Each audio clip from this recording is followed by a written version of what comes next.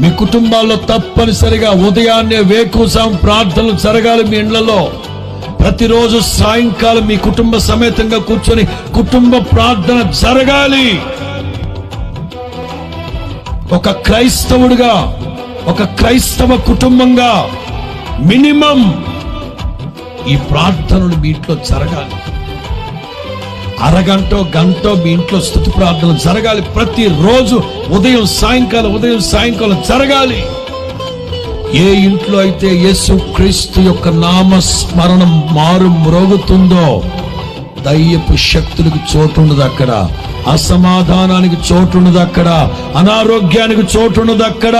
దీవెన ఆశీర్వాదం నిలిచి ఉంటుంది ఆ ఇంట్లో. ఎంతమంది ఉదయ సంధ్యలు మీ ఇంట్లో దేవునికి స్తోత్ర ప్రార్థనలు చేస్తున్నారు? కీర్తనలు పాడుతున్నారా? వాక్యం చదువుతున్నారా? కుటుంబ సమేతంగా ప్రార్థనలు చేస్తున్నారా?